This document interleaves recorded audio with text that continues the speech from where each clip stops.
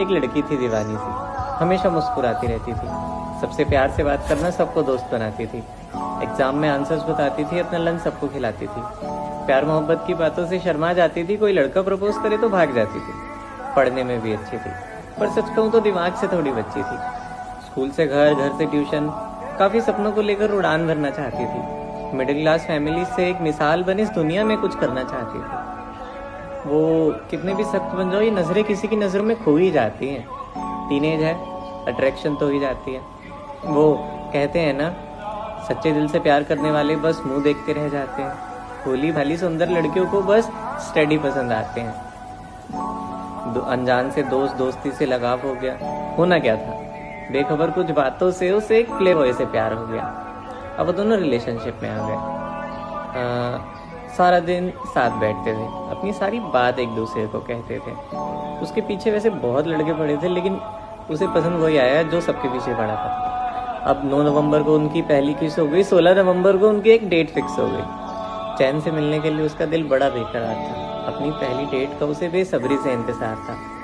अब वो आई जब मानो इतनी सुंदर थी वो कि जो देखे वो देखता ही रह जाए, इस तरह बनकर आई वो। चेहरे पे चमक, अदाएं मानो सीधा कुदरत से उतर कर आई हो।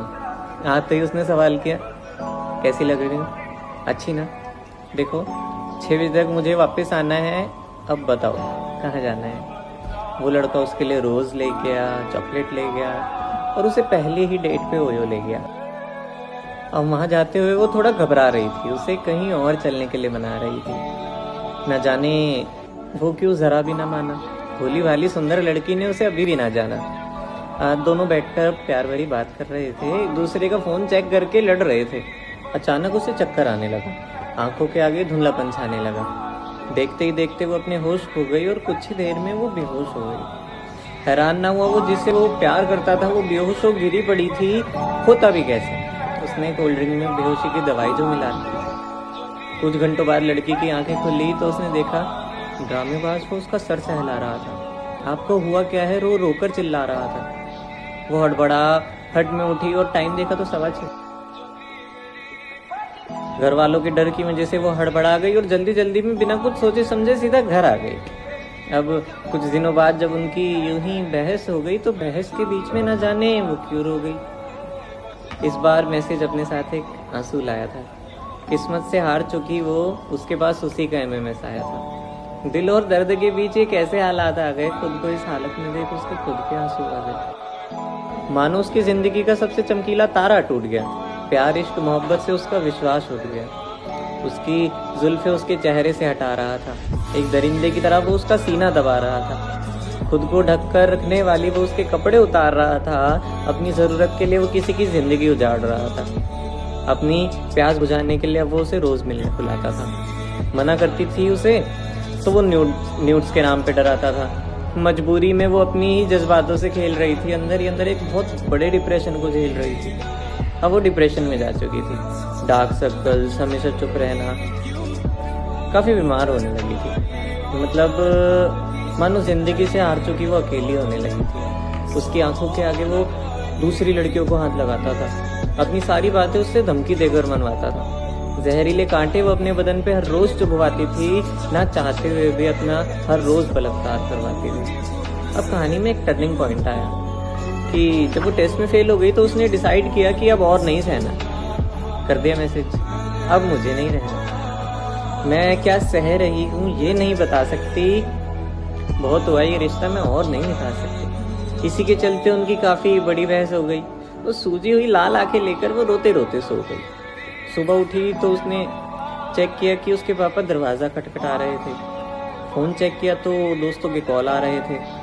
कपड़े पहन रखे थे, फिर भी वो अपने हाथ से अपना बदन छिपा रही थी। आईने के आगे बिना चिल्लाए लगातार आंसू बहा रही थी।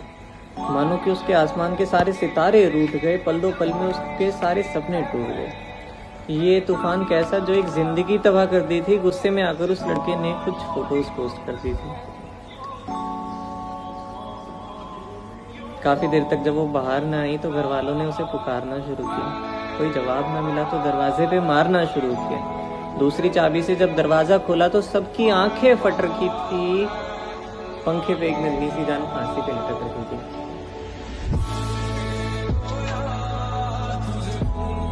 मजबूर अपनी जिंदगी से मदद किसी को वो ले ना सकी। गहने की तरह इज्जत को पहन कर रखने वाली वो सदमा सह ना सकी। उसकी माँ सदमे में चली गई। पिता की गोद में खेलने वाली लाडली वो इस दुनिया से चली गई। एक बार उठ जा, बस एक बार उसके भाई पुकार रहे थे, उसके दोस्त उसे रो रो कर निहार रहे थे। एक ही रात में सब खराब हो गया, सिर्फ हवस की वजह से कितना कुछ बर्बाद हो गया। उस लड़के को तो जेल हो गई, पर उसका क्या जो वापस नहीं आ सकती। पहले की तरह एग्जाम में आंसर्स नहीं बता सकती। सुहाना सफर चल रहा होता है, फिर अचानक तूफान आ जाते हैं। हवस की वजह से ना जाने कितनों के जज्बात तक पहुंच जाते हैं। पहले तो खुद ही हजारों वादे करवाते हैं, कमर पकड़ते पकड़ते वो ब्रा के हुक तक पहुंच जाते हैं। 100 कस्में देने के बाद फिर तुम्हें मनाते हैं, और जिनको समझते थे चमत्कार वो बलात्कार कर जाते हैं। इन चीजों से तुम्हारी तो लालसा मिट जाती है, मगर औरों के लिए जीना नर्क होता है। मुश्किल है समझना, लेकिन हाथ पकड़ने में और आंख थामने में बहुत फर्क होता है। आंख बंद करके किसी पे विश्वास मत करना। हवस के पीछे किसी की जिंदगी बर्बाद मत करना।